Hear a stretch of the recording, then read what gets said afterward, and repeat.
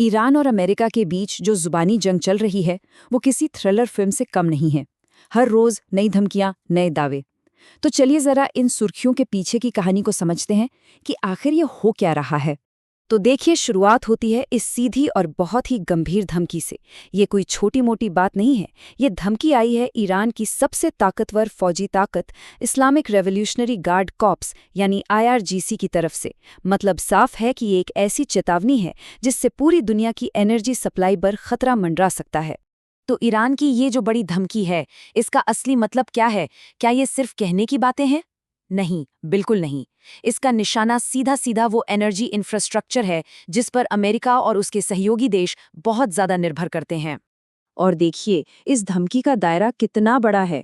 IRGC ने साफ कर दिया है कि निशाना कोई एक इलाका नहीं बल्कि पूरा का पूरा मिडिल ईस्ट होगा। जरा सोचिए, इसके आर्थिक नतीजे कितने भयंकर हो सकते हैं। अब जब ईरान की तरफ से इतनी बड़ी धमकी आई तो जाहिर है अमेरिका भी चुप नहीं बैठता, और जवाब आया पूर्व राष्ट्रपति डोनाल्ड ट्रंप की तरफ से, उनके अपने ही अंदाज में। ट्रंप ने अपनी सोशल मीडिया प्लेटफॉर्म पर एक छोटी लेकिन बहुत ही धमकी भरी बात कही। उन्होंने साफ साफ लिखा कि अमेरिका जल्द ही कुछ बड़ा करने जा रहा है। जिस तरह की सख्त भाषा उन्होंने ईरान के लिए इस्तेमाल की, उससे ये साफ हो गया था कि ये टकराव अब काफी व्यक्तिगत भी हो चुका है। और यहाँ से ये जुबानी जंग एक और ज्यादा खतरनाक मोड़ ले लेती है। अब बात सिर्फ बयानों से आगे बढ़कर इंफ्रास्ट्रक्चर पर हमले की धमकियों तक पहुंच गई, खासतौर पर पावर ग्रिड्स को निशाना बनाने की। इसे हम एक तरह से अंधेरे का युद्ध कह सकते हैं। सबसे पहले ट्रंप का ये दावा आया। उन्होंने कहा कि अगर मैं चाहता तो 1 घंटे के अंदर पूरे ईरान की बत्ती गुल कर सकता था, पर मैंने ऐसा किया नहीं। ये साफ साफ अपनी ताकत दिखाने वाली बात थी। अब ईरान का जवाब सुनिए। उनके सुरक्षा प्रमुख अली लारिजानी ने मामले को और आगे बढ़ाते हुए कहा, अगर उन्होंने ऐसा किया तो सिर्फ ईरान नहीं, पूरा का पूरा मिडिल ईस्ट आधे घंटे से भी कम समय में अंधेरे में डूब जाएगा।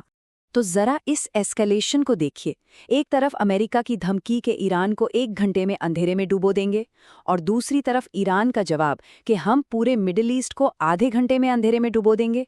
इससे पता चलता है कि तनाव कितनी तेजी से बढ़ रहा था।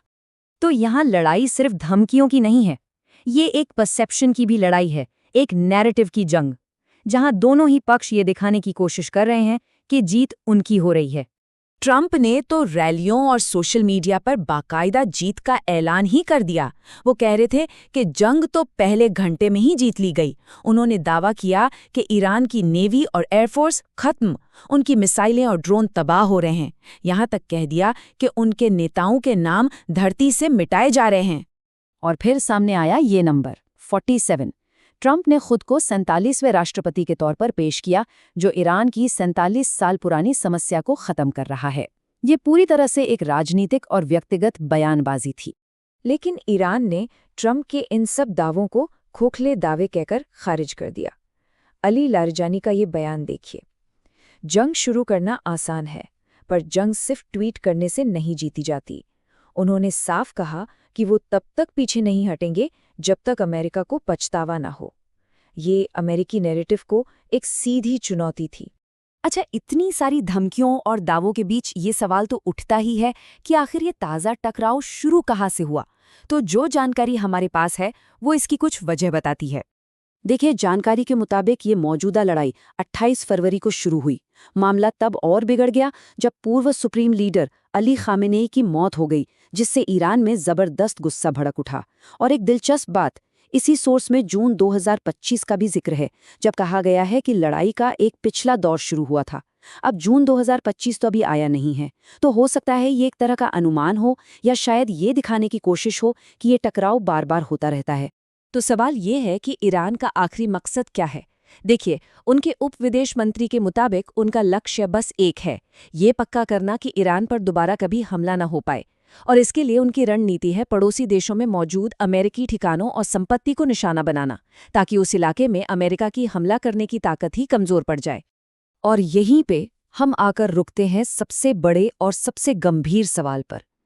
ये जो शब्दों का युद्ध चल रहा है, ये धमकियां, ये दावे, क्या ये सब एक असली विनाशकारी जंग में बदल जाएगा?